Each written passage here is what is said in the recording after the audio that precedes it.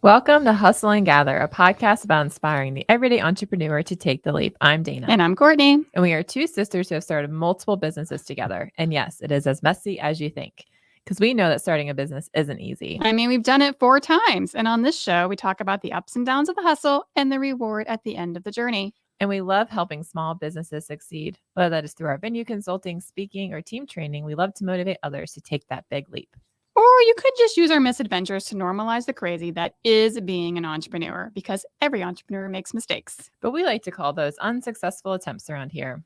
And we know it's just part of the process. And today we're learning from Billy Warden. Billy is a media marketing exec and co-founder of GBW Strategies, who's worked for some of the world's most recognized brands, including Facebook, Sierra Nevada, and Uber. Billy's work has earned nominations and/or trophies from the Tellys for advertising, the Pollys for public affair, the Sabras? Am I saying that right? Yeah. All right, Sabres. Yeah. And the Southeast Regional Emmys. His journalism has appeared in, and among others, the Los Angeles Times, FastCompany.com, Our State, and Walter Magazine. He's a TEDx speaker and a longtime frontman of the glam rock band, The Floating Children.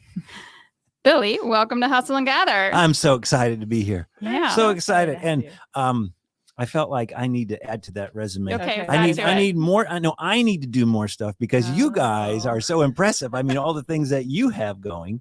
Yeah. 4 businesses. Yeah. Well, we've started 4. We currently have 3. We let one. Yeah. I guess we have a 4th. Yes, we do have a 4th one. Yeah. One's kind of an extension. One's our planning. We are a planning company. Then we have a luxury planning company, and it is branded as a separate business. Well, I'll take the luxury every time. All right. So sign me up for that. Sounds good. Yeah. You let us know when you need a luxury event planned. We're your girls. Well, we are so excited to have you. I know Sarah is like so stoked. She's like, you're just going to talk forever, the two of you. It's so interesting. So we're so excited to dive in. So why don't you start off, tell us a little bit about, like what got you to here? Yeah, your background, journalism, etc.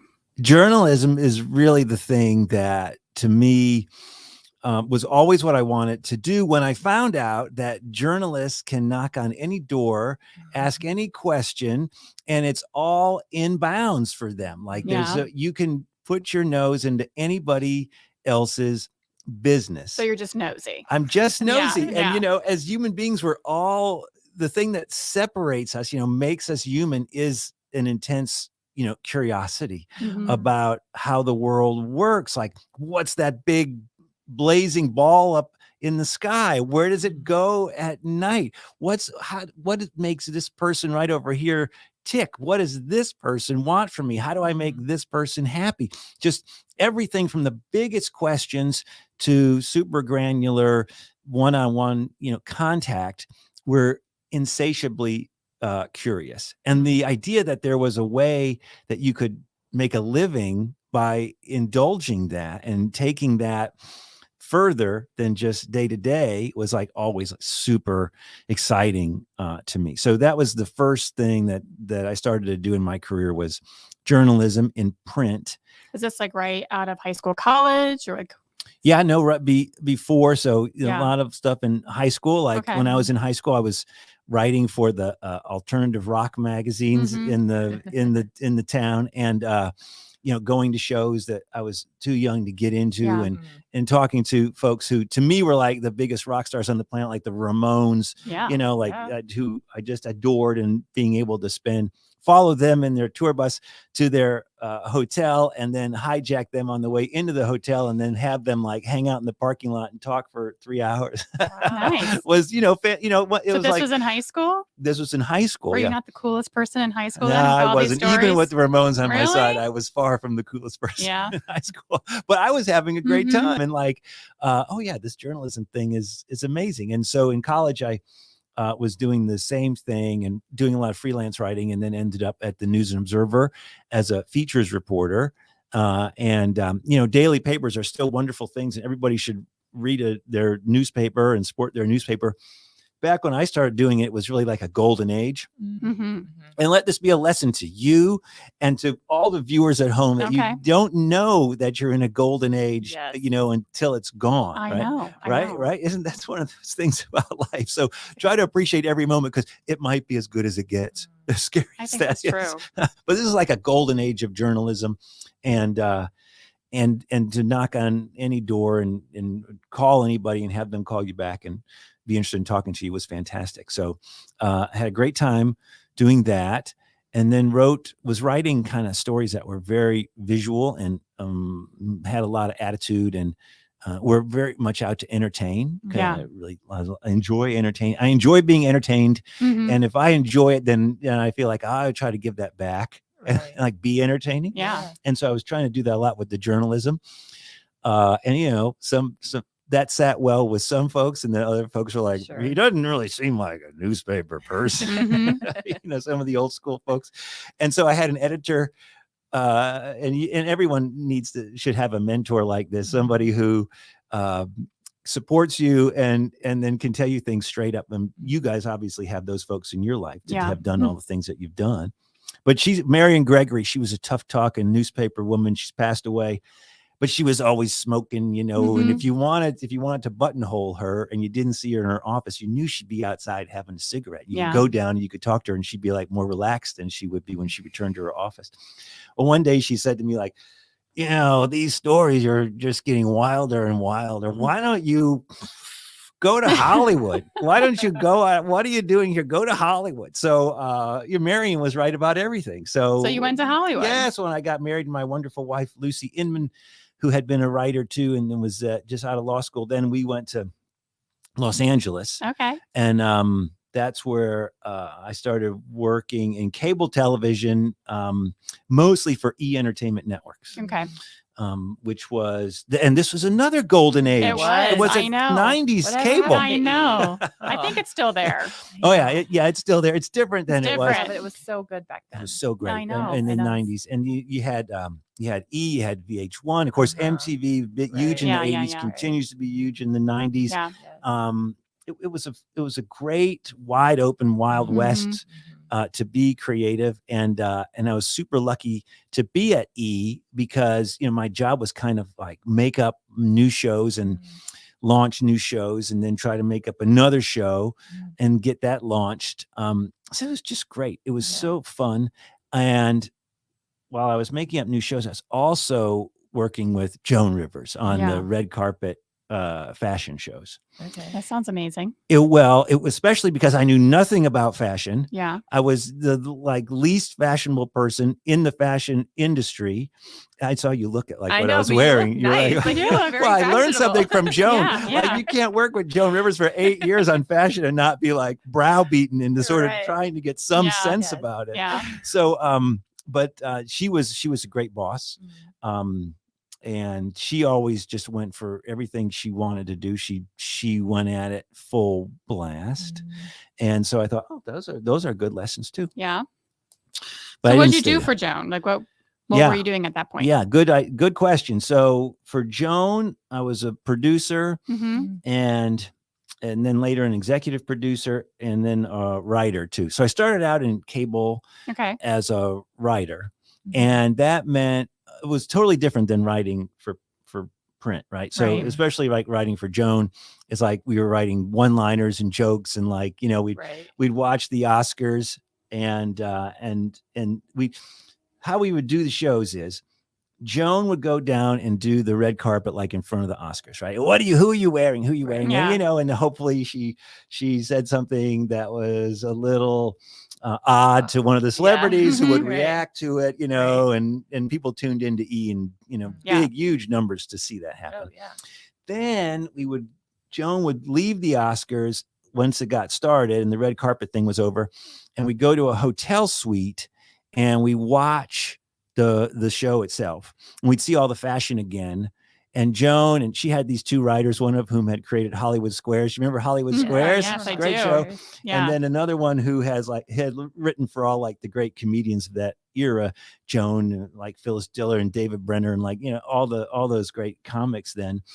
And the E! Team, me and some other great people, Alex Duda and Mira Chung, others, we would sit around and just make fun of all the celebrities, when they shot them in the audience or when they came on stage, it was all be about who super fun. Yes. Who could like gang up on them with the zingers.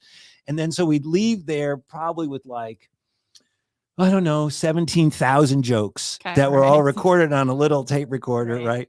And then we would transcribe all the jokes, and we'd have a meeting the next morning and say, okay, now we're going to do our fashion review special, because there'd be the live red carpet, Right. Yeah. big numbers, and then there would be the next day we like roll out the Yeah. fashion review where like Joan sat in studio and like had Yeah. celebrity guests and designers and really dished, and we'd roll Yeah. back B-roll of all the celebrities. And then so we'd cull down those 17,000 jokes into an hour of jokes and zingers, which was probably, I don't know, like maybe 200. Okay. And then we'll go on television, and then, you know, the calls would start coming in. Like, I can't believe that you said that about that wonderful Gwyneth Paltrow was adorable. Yeah. And for Joan to have said that about her is terrible. Yeah. So as a producer, you get some of those calls. Sure. You get routed to you. So, I mean, I felt that sometimes some of the things I was like, I don't agree with that. yeah, right. Good. I mean, that was sort of that was the point, right? That's right. And that was like a big lesson was that, I remember one lady called, and she must have been related to the president of the network, because I don't know why it was so important that I was like, I got flagged. I was on the hallway, and they said, go back to your desk and just send you this call. So I called. It was like a lady from Iowa who was just outraged about something that Joan had said. And when she said during the call toward the end, she said, and that's not the only terrible thing she said. She was saying terrible things about everyone. And I watched the whole 2 hours, and it was all terrible. She watched the whole 2 hours. Yeah, I mean, yes. Right. Yeah. You don't Thanks turn for the it. rating. Right. Yes. Yeah. So when you saw something you disagreed, it wasn't like you were like, oh, that stupid fashion show on E, I'm going to turn it to VH1 or MTV. You watch it. Oh, yeah. Yeah, you watch it, you get mad at it, and then it comes on again, and you'll be watching it again when we do the Emmys or the Grammys or whatever. Right. So it was a marketing lesson in, yes, it would be great if everybody loved you, but to get everybody to talk about you, Right. maybe. I mean, that wasn't Joan. Like, that was never her mission to get everybody to. But I guess the question is, was that really her? Like, was she really someone as controversial as she was, or was that kind of like what you said, a marketing move, a shtick for her to, because she wanted people to talk about her? And you're absolutely right. To get someone to talk about you, you cannot be PC all the time. You cannot be the get along person. Everyone necessarily loves you, everything you say. Right. There has to be some controversy like stuck in there. Safe controversy, I should say. Well, so that's a thread, the needle that everybody has to thread, especially today. Like, we didn't have social media in the 90s. And Could you imagine? Thank Lord. I know. I cannot. Right. That was a golden age that we didn't know we were living in. Yeah. Until it was gone. A good one. Yeah. Right. But that's a great point. So you know, authenticity is a big deal. Right. And Joan was you know, pretty much always Joan. You know, she, you know, she'd be going less at, it wouldn't be machine gun fire all the time, you know, but she was always shooting off zingers. Yeah. And she totally understood the value of the buzz, and as did like the whole network. Yeah. Well, that sounds like a wild time. That was a wild time. And then so what brought you back? Well, we started with the babies. The babies. Yeah. Mm-hmm. My wife Lucy and I, Lucy had a great law career going out in Los Angeles, and she had been on Court TV, which is another cable explosion, and representing Carol O'Connor, Archie Bunker in a big case. Okay. And she was having a great time. And then we were blessed with having kids, and you know, LA was going to be a tough place to raise the kids. Yeah. So we came back to Raleigh, which we have both always enjoyed. So what year was this? Where are we at now? This is like 2002. Okay. Yeah. And came back, and I got it, you know, coming back to Raleigh. I mean, obviously there was a big need for like a red carpet producer of zingers in Raleigh. I mean, it was a huge market for that. Yeah, you walked right into that job. Must have been very individually tailor-made for you. So I leaned into journalism, but I didn't necessarily want to become a reporter again, although it's a fantastic line of work. I felt like I had done that, and so got into public relations and marketing, which also involves like lots of storytelling. Yeah. And that has been very gratifying and exciting and fulfilling because of stories, because at least when you in your client's world, you have the right to go in and ask questions, to nose around, to try to understand things that you go into the account not understanding, need to understand, and then need to help some audience out there understand. So again, you know, that curiosity. Yeah. Yeah. So is this the beginning of the GBW? I worked with Rocket, Burkhead, and Winslow, which was an agency that's no longer around, but it was a terrific agency with lots of good creative people. Then over to Capstrat, with another public relations firm. Okay. Then onto a wacky startup called Zoom Culture, and not related to the current Zoom that we know today. Right. And not related to that, not related to the kids show, which was super cool from the 70s or 80s, if you remember that. But our idea was, this is in the early 2000s, that we would take cameras, small little cameras. There was some advancement in cameras, not like the iPhones today, but like there was some advancement in cameras. They were cheap. They were high quality. We would send them to thousands of college kids, Zoom directors across the nation, who would then record the things that they found interesting in their lives. This sounds very dangerous. Like, what? Whose idea was Bingo. this? And that we would take their content. Sounds like liability in a lawsuit waiting to happen. We would take their content and make it into TV shows. So you sat down in front of someone and they said, "Hey, I have this idea. You should be a part of it." Well, no, I didn't come up with the idea. I was pitched on the idea. I'm just saying. And I thought it was a good idea. What? I thought there was something there. Let's try it. Okay. Because it's still a big deal. Content creation is huge deal, right? Absolutely, yes. So our premise was, so these are small, discrete cameras you could take anywhere that you're giving to college students, so they could record their day-to-day lives. We saw some lives. terrible things. Yeah, I'm sure you did. And there's a whole. All these kids have grown up now into elected officials and things. I'm sure if we went back into that file, we'd have a lot on all of them. But we tried to organize them like, okay, you like kind of extreme sports, or you like, sports. So let's do like a Jackass kind of show about goofy sports. You like to party. That was kind of like all of them. Right. Let's make a show about college kids partying, and we'll position it as like low budget party, like how to have a great time on no budget. Okay. Let's do a hip hop show. Let's do like a punk rock show. And it's my job to supervise the content being created, take this crazy content and turn it into 20-minute episodes that actually fit a theme. Is this like in the height of real world? Yes, right. Yes, exactly. Reality TV. So it's a less produced. It's a real. It's actual reality. Authentic. This is real street life. Yeah, exactly. Like Cops. The old show Cops was like on the street.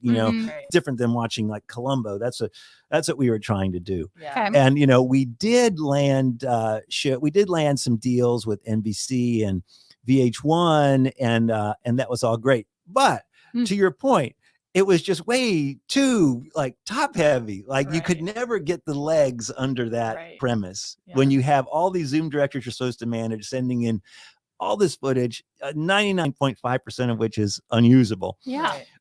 So how would you get the releases for all the people on these cameras? Like, how do you go back and it was probably super back then, I would assume. No, not really, but legal was not my department. Okay. So, but we got some deals, and the company was afloat for like maybe 2 years or so. Okay. But it was another Wild West sort of adventure of how far can we push the limits and what can we get out of it. And then big lesson in investors. Like when I was a journalist, when I worked at I never went and talked to the investors, but to have to go and present on a so there's people that invested in this concept too. Yes, and I'm not going to mention who they are, but they still are very active investors in the market. Okay. Well, I think what's super interesting about your story, and it kind of segues a little bit into it, what you are doing now, and kind of where, like, when the story we were talking about earlier was really your approach to journalism is you're putting yourself. You're not just telling a story. You're not just interviewing somebody, right? You are definitely having those conversations. But what you like to do is actually go and live for a day. And that person, like your example, you're talking about being a drag queen for a day or being in the nudist colony for a day. And like, and having that experience is you're taking that concept of walk a mile in my shoes almost to a whole different level. So you talk about like where that approach came from and like where that kind of spark of inspiration came from. Yeah. Great question. Was it Zoom? Walk a mile in these people's shoes. But I feel like it would have to have a part of it because at that point you are living a life of that college student, like looking at that content, you know? Well, that's a really interesting point that I hadn't drawn that connection between Zoom and I try because I don't really think that much about Zoom anyway. But like that's really interesting connection. So yeah, I love experiential journalism, first person journalism, where you find a topic that you want to investigate through your own eyes with other people who are involved in it because you want to tell their stories and but also like share like what that was like. And so I'm super lucky to have supportive publishers like the folks at Walter magazine. They published the nudist piece that you talked about and the drag piece, the one and done drag diva for a night piece, and when I became a pro wrestling manager, they have done all those things and gotten a really good response. So people are interested in the same way that I'm interested in. It goes like kind of goes back to that like curiosity, like so I've lived a few decades. I kind of know what I like. I have my routines. I love to swim. Like I know what I like to have for dinner. And it's like, but is that all there is, to life? And there's other people everywhere I go who have their own passions, interests, things that make them super happy. Oh, I want to find out about that before Very I'm existential done. here. Yeah, right. Like what is it? I don't want to live in a nudist colony, but some people do. Yeah. Why? And what does that feel like? And is there something like deeply gratifying about it? Like, I don't know. I won't know until I try it. And I can share that experience with other folks. Yeah. Let's see if they're interested. Oh, they're always interested. Mm-hmm. So what's it like to be a drag diva? Like, how do you come up with that persona? Because like they're so bigger than life, and and how do you muster that out of your personality? And then how does it physically all like come together? And then when you do that show, how does that feel? It's like to do a show in like heels. I don't know because I couldn't master the high heel. It was very perilous that 5 minutes when I tried. The thing about the pro wrestling part was I always loved pro wrestling. I always thought, what an insane life. I mean, anybody in the South knows Ric Flair, Wahoo McDaniel, all those folks. And what a crazy life. Even though, as you can see, I'm really built. I'm really built. Thinking, I didn't think this was your jam. I didn't think. I decided not to actually wrestle, despite my physique. I'm kidding. But what? Who else is involved in pro wrestling? The managers. And like the managers are always bad guys. And then so what that story became essentially about was my job is to get up in front of all these people as a bad guy wrestling manager and get everyone in the crowd to hate me to the point where the security guards like have to intervene to keep these folks from like straddling me and strangling me. Think about that. Like every day we go about our lives, I'm going to make people like me. I'm going to say nice things. I'm going to be polite. And at the end of the day, I hope I make new friends. Right? Most of us. That's how Dana lives her life. But to have the license for a night to be like, I'm going to make everyone hate me. I'm going to say, I'm going to craft these crazy things that I say to these people, and I'm going to do terrible, schemy things. That must have been a lot of fun. Well, yes, and it maybe it unleashed corners of my psyche, that I had like put back in the box. So, but it is an interesting experience in terms of exploring who you are, and then in addition to figuring out who other people are, and then maybe becoming a more empathetic person. I love that. That next time I'm at I'm at a dinner or something, I don't know everybody, and somebody says something I think was like totally cuckoo, and I, feel like I've got to confront them about it. Maybe not. Maybe, think about get into what makes that person tick. Yeah. And try to find some common ground with that person. And it's been good for that. It's been good for like my wife, who I've been married to for like 30 years. I think I try to be like more like, let me get into her headspace. Yeah. What does she really have to deal with every day? She's a judge and she lives a very different life than I do. Yeah. What is her day-to-day experience as a judge? Boy, it's so different than mine. That must make it different than when we finally get back together at the end of the day at 6 o'clock, right? Where is she you guys coming would from? have an unlimited amount of things to speak about because these are two very different experiences. Yeah. Well, of course, she would tell you that as a judge, she gets to see all these people. And when you come to court, that's maybe one of your lowest moments. You have to appear in court. Yeah. And you have to listen to both sides and all that kind of stuff. So I guess by way of what you just said, like that curiosity and our success day to day and our ability to be happy depends like so much on being able to hear other people, really see other people, certainly in the marketing business. Yeah. With your clients. Yeah, I love that. And I think that is so needed right now, like in our world. Like I think, and it's weird because I feel like because we have an abundance of information, you would think that we could relate to people in a like easier than we did maybe, in the 90s or whatnot. And I feel like it's just it's actually becoming more of a division. Right. And I love the fact that it's not just, okay, let me tell this one person's side of the story, but let me immerse myself into it and let me come up with my own opinions about it. Right. As well as understanding this group of people that I'm interacting with. Because I think that's just what's lacking in our world is that empathy and that connection and that realization that we both can be right about something because we both feel passionate about something. Yeah. This is just because I live a different life or I believe something differently, right? Doesn't make me a bad person or a wrong person or anything like that. Yeah, I think that's beautifully said, right? So you take some of the folks who go to the visit the nudist colony up there in Reedsville or are part of this club in our region in Raleigh-Durham, Chapel Hill region that goes house to house and has these naked parties. Yes. Yeah. And the reaction could be, oh, that's just wrong. It's just not right. Yeah. God made us to wear clothes. Did he? Exactly. Right. Did he? I don't know. Right. So, but then like, well, who cares what I think about that? Right. What is the experience like? Yes. And in the experience, what do I see happening in the eyes and face and demeanor of the people who are like, part of it. Right. Like with some of these great drag queens that I work with on the Drag Story. Kayla Lachey, who performs in the Triangle all the time, and Emery Starr.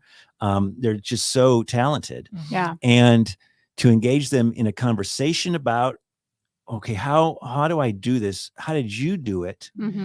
You create this persona, how their face would just light up. Just that is such a privilege to be part of. And then to have them tell their story and you get to go back in time with them, but then to actually see them do it, like transform from Brandon into Kayla Lachey, like this superhero, and how that process happens and what lessons you can take from that in terms of like, well, we all kind of are building a persona every day. Oh, everybody is. Yeah, right. For sure. What do you want to put on physically or metaphysically today that makes you the person you want to be? Absolutely. And how deep can you dive to find the courage to be the person that you want to be? Yeah, it depends on the day. Into that, sister. I love that approach to journalism, like that approach to trying on something different in an attempt to like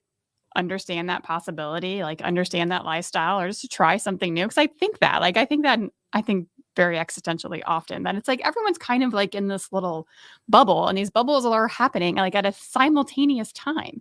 And like what's important to you has nothing to do with this person, but what's important to them has nothing to do with you. But yet it's equally as important. Do you know what I'm saying? And it's just hard to wrap your mind around this happening billions of times all over the planet at the same time. You know what I mean? Yeah. Yeah. So it's very interesting approach to journalism to be able to like, hey, let me leave my bubble. Let me enter your bubble and experience what's important to you, like as a way of like just fact finding, better understanding, like maybe future possibilities. I don't know. Maybe you have a future in that. I don't know. Right. You know, exactly. But it's really interesting.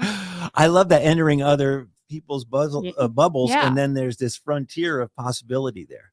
There is a frontier of possibility. Yeah. Absolutely. That was very poetic. Yeah. I like that. I'm going to use You that. can use it. Yeah. Bubbles and merging bubbles and all that. And the judgment thing is really important because like I have doing these stories, Walter and our state and things, I have a reaction to it, right? Based on whatever, being gone to Catholic school and being raised in Chicago, you know, blue collar, and then, you know, being in Los Angeles. So I have a take on it. Yeah.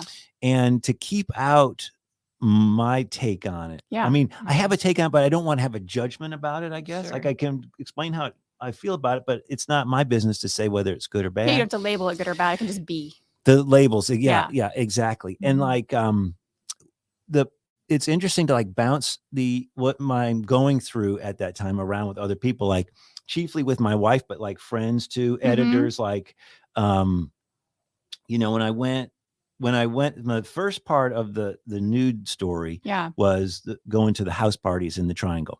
The photographer and I. And I'm like, what are the cleaning protocols here? That's the first thing I'm thinking about is like, I'm really confused. Is there like a strict cleaning policy? Do you stay on your section of the sofa? Like what happens? You have to have a towel. So you have to have a towel. There you go. Okay. So the only thing the only garment, the only fabric, you know, that you're supposed to have with you is the towel. And that takes care of that information. and allows for you to like to move around. Yeah. That sort of thing. Okay. Good but to know. I went to the house parties and then I was supposed to go, the photographer Brian Regan and I. Brian's a fantastic photographer, and he does the morning views on Facebook here in the Triangle every day, where he gets out and takes some kind of stunning shot somewhere. He's great. But then we had to go to the nudist colony near Greensboro. And I just was not into that. Like, I just didn't want to go. I was like, I can write the story. I was at the naked party. Like, I don't have to go to the nudist colony. And Lucy was like, well, yeah, sure you do. It's going to be totally different. Like, you know, being in a room with some people in that situation is going to be way different than being out like where they live. Yeah, that's right. Outdoors, lake, mosquitoes, you know, sporting activity. It's going to be totally different. Of course you have to go, you know? And so, and then we went, and that's kind of what unlocked the story, was the people we met there. Again, I was like, I had been out there for like a couple hours, and I was like, there are mosquitoes. I didn't bring sunscreen. Like, I've been out naked in this field for a long time. And I was like, you know, I told the photographer, okay, we're leaving now. He said, well, okay, but I just took a picture of that couple right over there, and I didn't think I saw you talk to them, so maybe you should go talk to them. Like, no, let's just go. He's like, no, I took a really good picture, so could you please go talk to them? Okay, fine. So I go over and talk to this fella and his wife, and his name is Dwayne. And you know, I'm tired. I'm like, well, so Dwayne, you know, what do you do? And he said, well, I'm a long distance trucker. And I said, okay, well, that must be kind of a drag that you have to be dressed. You know, you get dressed and be in your truck for weeks and weeks when you would prefer to be nude. I don't get dressed in the truck. Okay. Nice. I'm naked in the truck. So, you know, that becomes the lead of the story. I mean, how is that not here's the guy and he's driving his truck perhaps right past you on I-95 and nothing but his tattoos. And then we talk some more, and I'm like, so have you always been the naked trucker? No, I was a sheriff's deputy for decades. So, really? So now I've got someone who's who's become a nudist, who comes out of this legacy of law abiding and as establishment as you could get, the police force. So then how did you become a nudist? Because when I would get home from being a sheriff's deputy, I had seen so many terrible things day in and day out. I saw people in terrible situations. I saw people doing terrible things, and all day long it would pile up on me. Like it was a physical, like every bad thing was another physical thing I had to carry. And when I came home, I started taking off everything as soon as I got home. And I didn't want to put on I wanted to be relieved of everything that uniform meant to me. I wanted it to be gone. And I started being at my home without any clothes on. And then I realized this is how I'm happiest. Yeah. Wow. I had no idea that I was going to find that. I was so happy I found that and was able to share that with other people. Everyone who comments on that story, well, there's like 3 or 4 questions, as you can imagine, but he's always in there. Like, God, that was so touching about Dwayne. And it made me see law enforcement in a different way. God, these guys, maybe that cop right over there feels like at 2 PM, he's seen enough that he's got like, a mountain he's carrying around. Yeah. And so it's an amazing experience. Yeah, I can only imagine that. And I think it's so relatable. Like, even though I don't necessarily want to go live in a nudist colony, but sometimes you feel that way. And it is very like, there's like that, I can, like you're saying, and I can like visually see like that pile. And like when you get home, you just take it off. Right. Yeah. Oh, so I'm sure it is very freeing there in that Greensboro nudist colony. It probably was very different. I imagine like a different comfort level than a Raleigh house party, because you're kind of changing your persona when you walk in that door, and here they're just kind of, you're walking into their atmosphere and there's just them. You know what I mean? Yeah. Like it's very different, I would imagine. Very different. Yeah. Yeah. Very different with the common denominator that all these folks are naked. And they found some sort of like fulfillment and camaraderie in that, because they're not like, there was a 75-year-old woman who grew up like super conservative and like felt repressed all of her life. And she became a nudist like at age 60 or something. And it changed her life and her outlook on life, for the better. 75 when I talked to her. And then there was a guy who was like 30, like right out of the military. Like, and so those two would have nothing in common. Like they would not be together in the same kitchen, but for this deep interest, deep need to come together in that way. Yeah. So I have a kind of might be a hard question. Yeah. But what would you say is your biggest like personal growth you've had, like starting this kind of experiential journalism? Gosh, that is a really interesting question. And I think but looking back on our conversation, I think it is how wonderful it is to put aside what I think about something, what my opinion is. When I was in Los Angeles, we did the Joan stuff. I mean, that was all about having a hot take on Gwyneth Paltrow's outfit or that crazy tuxedo that Brad Pitt wore that year. It was all about hot takes. And to a point that you all have made, the culture has only become more about hot takes. Like, this person said that, I have to say something terrible about that right away on Twitter, because the world needs my hot take on that right now. And to say, God, there's something so sacred about people and their souls and their hopes and dreams. My hot take has nothing to do with that. Like it doesn't matter one bit in the universe compared to trying to reach someone and figure out what makes them tick. So that, to me, over the last 5 or 6 years, when I really started doing a lot of this, God, it's been wonderful. Yeah, I love that. No hot takes. No hot takes. Not for me. I mean, if I'm walking down the street and I see somebody in just a god awful outfit, I might say something to my wife. Yeah. I don't feel a need to share. Joan would not approve. Right? Yeah, exactly. And on the marketing side with GBW strategies, it comes in super handy.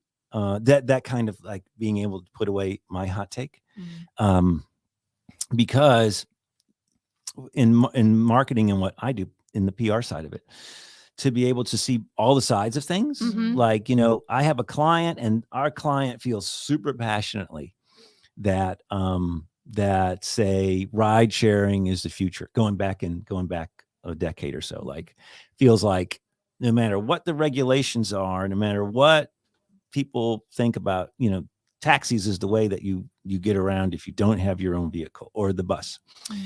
Oh, I remember how I felt about Uber early on. I thought that was the craziest thing I had ever heard. Right. Ever. So, you know, you have a client who feels strongly that ride sharing is everything, that it's good for people just to get from place to place, and it's good for the economy. Okay, well, I'm signing on to tell that story to the world. Yeah. But I have to like think about like your take on it. Like, do I want my daughter to get into this car? Exactly. That's no, perfect. No, I don't. Perfect. Do I want my daughter to do Yes. it? From a regulator's point of view, like, wait a minute, whoa, I'm a bureaucrat whose job it is to keep millions of people That's safe. right. Like, wait a second.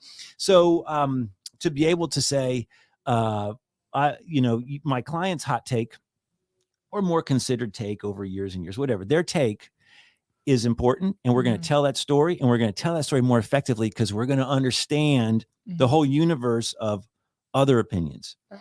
And in the stories that we choose to tell, with the content and the tone, we're going to be able to address people's concerns, what their wants and needs are before they're able to accept this idea. Yeah. And Same thing. It is such a hard skill. It is so hard to do that. And like, even in like what our industry is, like in hospitality, you have to be able to look at all sides of things. You know, like we have many a conversation, like we'll do something, we'll make an improvement at the Bradford, and 95% of the people love it, but then 5% don't like it. And Courtney's like, I don't understand why. It's better. And she's like going off on a rant about it. And it's like, because they had this idea in their mind, right? And they've already picked the flowers. Like maybe it's a type A person. Maybe it's somebody who has been planning this for 2 years. And they had this vision in their head, and you've just changed their vision. Whether it's in our mind, it should be a better vision because we've made it better. In their mind, you've just like effed up their whole wedding. Right? Yeah, right. So you have to approach it from the other side and say, okay, like I understand where you're coming from, and I get that this isn't exactly what you wanted, and here's how we can fix it, or here's what we can do, or whatever the case may be, as opposed to just saying, like, this is like how I feel, like you should fall in line because I feel this way. Yeah. You know, and it's hard because, especially when you're talking about something personal, right? And we're talking about a business, and you're like, well, why doesn't everybody love this idea? Like everyone should love this idea. It's a great idea. You're like, well, but you're going to have these people that have all these concerns and have all these feelings and emotions behind it. And you have to be able to look at that. And it's one of the things that we find the hardest hiring people because they don't understand that multifaceted thing. Like all they can see, especially when you're talking about, you know, we love our people, our employees, and not to knock young 20-year-olds, but 22-year-olds have a really hard time standing outside of themselves and saying, this isn't about me. Like they're not talking to me. Like they're not mad at me. There's all these other things that are going on around them. And I have to be able to look at that and say, okay, this dad isn't upset about the cake. He's just upset that he's giving away his baby girl. Oh, right. Beautiful. That's right. To be able to see the truth in the emotion. Yes. Well, so that is really interesting. How do you you must spend some time with the clients, like getting to know them, like so you understand that vision and sort of the emotional underpinnings of what that vision is. Sure. Like as a planner. Yeah. Yeah, absolutely. Yeah. I mean, I think that's our job, is to put practicality to somebody else's vision and make sure that it gets as close as possible to accomplishing all the goals that they set forth for whatever that event might be. Right. But it's also just like fully understanding who they are too. And it's not just the clients. A lot of times it's whoever their stakeholders in it. Right. So a lot of times the stakeholders are the parents. And so it's understanding like what do they want and what does the couple want, and sometimes those clash. So how can you make this an enjoyable experience for everybody, you know? And it's trying to think, and it's been helpful being a parent, right? Because I can put myself in the mother's shoes and okay, if this was my daughter, like how would I feel in this moment? Like what are some things I want to make sure? Like I always make sure that if the parents are out, like I go get them, say, hey, they're going to cut the cake in 15 minutes. I know you're probably going to want to see this. Right.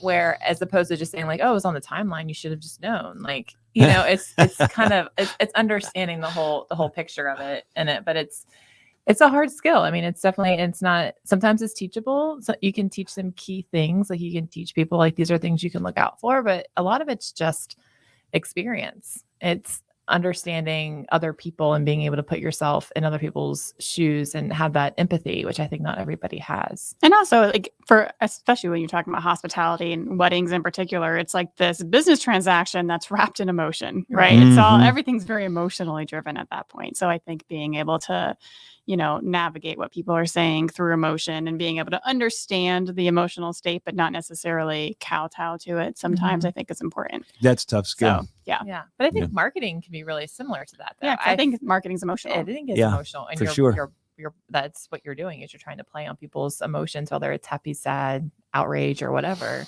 Trying to get that, trying to work that up in that response, so that there's that emotional connection to your product or your service or you as a personality. Because if it's just about pros and cons, like a cold clinical list of pros and cons, that's just an intellectual exercise that evaporates as soon as the product or the service meets whatever. But you must have done a great job with that Uber. Because I mean, I felt very strongly about Uber when that concept first came out. I was like, I am not getting in the car with a random stranger who's driving. I don't even know their driving record. Same thing as a taxi. It's not any different. But they're like insured, and it seems like they have like you know corporation behind them, and like there's some kind of tracking device and retribution if something were to happen. And that was just the way that everyone knew. Like that's just how things were. But like. And Uber has had some issues with some random people driving that were, you know, did not turn out well. Right. And so no doubt about it. And, you know, I'm not saying taxi drivers couldn't have done the same thing, but I'm just saying history of that. Yeah. And then you have to when that happens, you've got to be right there to address it. Right. Because you don't want folks to get deeper into a suspicion. Sure. You want to be there to acknowledge what happened and say, we're going to do everything to make it right for this person. And we're going to do everything to make sure it doesn't happen again. We're working really hard on it. Here is how we're working really hard on it. Right. Yeah. So to show your work, to show your feeling of empathy, and then to show your practical hard work about here's how we're going to make sure it doesn't happen again. Yeah. What do you say like inspires you? Like, how do you keep that creativity going? Thinking about like these, like, you know, what's your, like, how you think about what's the next thing I'm going to immerse myself into? Like, what kind of gets you going? I think like probably like you guys, because you're doing this podcast, like you have venture after venture. I just hate to be bored. Yeah. Like, and that not necessarily like I need to be out doing things, but like intellectually, like I just always want to be thinking about something different and learning something new, and having something really interesting to talk to Lucy about, or my parents about, or my kids about.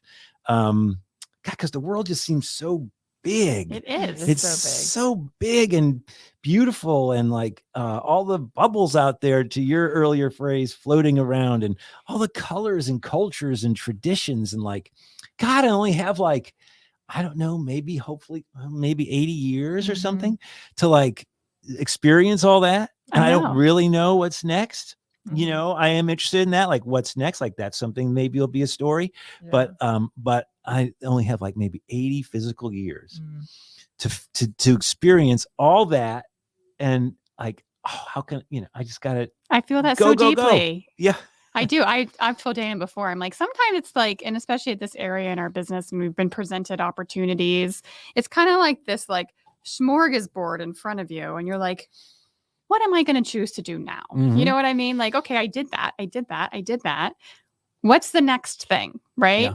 And we've talked about this on the podcast, I've started teaching a class at Meredith College. So we've got our adjunct professorship, and we're teaching this spring, HOS 320, if any of you are watching. Probably not.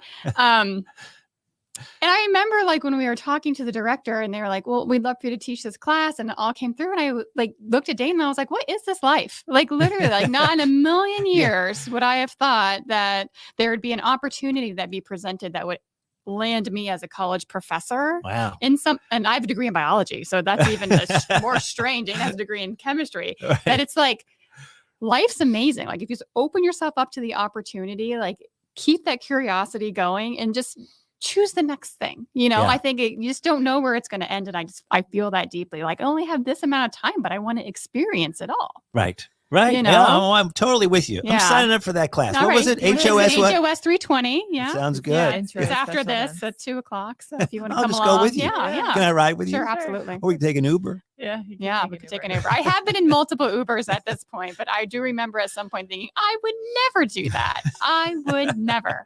So I am a product of good advertising and marketing. All right. Yeah, you've done your job. I wouldn't drive an Uber. I would not do You'd that. meet so many interesting people. Sure you meet so many I would feel like everyone is going to kill me. Literally, I'm just that neurotic.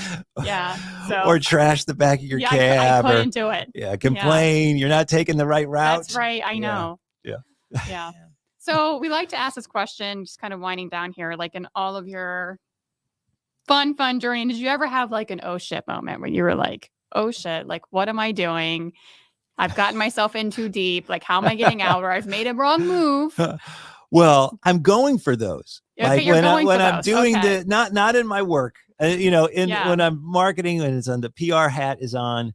Not for other we're clients. avoiding all those Right. oh my God moments. And so, but then when I do the journalism, like I'm kind of going for like getting into that spot where it's like, like I don't really want to go to the nudist colony. Like, well, I got to explore why I really don't want to go. Doing the drag thing, there was like a lot of moments where, like now I could just be doing a million other things than doing this. And so I had, all sorts of moments when doing the pro wrestling thing. And it ended up in a fracas in the ring, as it should. And this one of the wrestlers, like a real wrestler, he like looked at me like he was going to come at me. I was like, no, don't come at me. I was just thinking like, don't do that. But then he started coming at me like low down, and like you look like he hunched over like he was going to like hit me in the stomach. And I thought, okay, I could probably take that. I'll just bend with the shoulder. And he wasn't coming fast. And there's this big show going on around you. There's all these people who I've worked so hard to get mad and get screaming leading up to this moment. I can't bail on it now. Right. Like we have to see what's going to happen next. And then he comes into me and I still have like a cracked rib. Like I still, when I swim, if I swim too many laps, that rib that he hit so gingerly, it still bothers me. Wow. So like I'm going for that when I do the story, like how am I going to get want to get uncomfortable, make it an interesting story. Yeah. And then how am I going to survive it without like the cracked rib? But like, that's a great example of like one of those instantaneous moments where it's like, oh shit, where am I now? It's all my fault. I signed up for this. It was all my idea. And now this like 300-pound ex-linebacker with his face painted like a devil and everything is coming at me. It's coming right at my midsection. So, but I guess maybe what I've learned from that is like, it's not so bad. Like you survived it. These terrible moments of like, oh my God, get through it and you end up sort of richer for it. Yeah. I love that. I love that you're chasing after them. I think that's a really neat thing. Because life's going to give them to you. Yeah. I mean, for all these like 22-year-olds that you're hiring, for all these late teenagers that you might be teaching over at Meredith, we as older folks know it's coming. Life is coming at you like that wrestler in the face paint, man. So you kind of learn to lean into it and take the good from all of it. Yeah. Yeah. It's like that AJR song. says like 100 bad days makes 100 good stories. Yes. You know what I was mean? thinking about It's that so song this true. morning. Yes. Yeah. It's like, all right, all these bad days. I have some great stories from that. Yeah. Yeah. Some of our best stories came from really terrible days. Oh, I'm sure you guys Yeah. have some True. great ones Yeah. in the hospitality Yes. business. Or So we were much. like, oh shit, what have we done? This is ridiculous. Yeah. Is there anything coming down the pipeline right now? Anything that you are super Yeah. excited about? Yeah, there's going to be a lot more of the first person stories Okay. in Mhm. Walter and Okay. maybe other places. So keep an eye out for those. Some fun stories coming in Our State magazine, which is Mm. beautiful magazine, Yeah. covers all of North Carolina, and God, it's just so fun to look at because of the colors Yeah. and the stories It is. and all that. The business is rolling along, and we get lots of interesting clients all the time. A Yeah. lot of them are in crisis management, which is always super interesting to work with. You learn a lot about people Yeah. and about dealing with people's emotions and trying to find a good outcome. Mhm. And the band, the Floating Children, Yes, which I've Floating Children. the Too Fool for Cool thrift shop glam rock circus of sound since Okay. 1986. Hopefully we'll be back on stage soon. All right. Yeah. Tons of fun. And then my wonderful wife, Lucy Inman, who I've mentioned a couple times, she's a judge on the Court of Appeals. She's running for the North Carolina Supreme Court. Okay. So look for Lucy on your Oh, ballot yeah. in November. In November. Okay. Yeah. Awesome. Very cool. I've never met a Lucy I didn't like. There's something about the name. We're going to use Yeah. that in the stump speech. Yeah. Yeah. There you go. You're welcome. Yes. Thank you. What's your favorite drink, by the way? I had a mezcal Negroni last night at okay. the Walter cocktail party, and I think that is my favorite until the next cocktail party. And I you put have my a new one? trust in a bartender, and Yeah. she serves up something really good. Awesome. Okay. We make a drink called the grapefruit Gerda, which is just a viral sensation waiting to happen. Okay. I mean, but I'm very guarded about the ingredients. All right, But I okay. know that if I get on TikTok and I put together the grapefruit Gerda, Yeah. and I have you guys come over, Yeah. because I know you're viral stars, and you Yes. taste it, and I get that reaction on video on TikTok. I mean, the stream's going to be I am a everywhere. cocktail connoisseur, so Yeah? I could let you know. Because Okay, I've had some great ones and I have strong opinions about them. I'm sure. Yeah. I get that feeling. Yeah. Yeah. Yes, Uh-huh. yes, that you might have a hot take I on a might have couple a of hot things. take on She this has a hot take grapefruit on everything. Gerda. Right. Yeah. She's not learned her lesson. Not true. Well, I love that. We'd Life love to have needs you guys levity. over. Yeah. Definitely. Uh-huh. Yeah. You guys have been so much fun. Yeah, Yeah, you've been it's so been much And you're fun. obviously a great team. What great partners. Yes. Yes. Yeah. We Keep it can be. interesting. Yeah. All right. Awesome. Okay. Thanks everyone for gathering with us today to talk about the hustle. For our episode with Billy, we are drinking a mezcal Negroni. We hope you'll get the chance to make it this week, and cheers to staying curious. To learn more and connect with Billy, you can find him on LinkedIn, Twitter, and Instagram at Billy Warden, and you can learn more about GBW Strategies by visiting gbwstrategies.com. And to learn more about our hustles, visit us on the gram at C&D Events, at the Bradford NC, and at Hustle and Gather. And if you're interested in learning more about our speaking, training, or venue consulting, head to our website at hustleandgather.com. Also, if you love us and you love this show, we would be more than honored if you left us a rating and a review. This podcast is a production of Earfluence. I'm Courtney. And I'm Dana. And we'll talk with you next time on Hustle and Gather.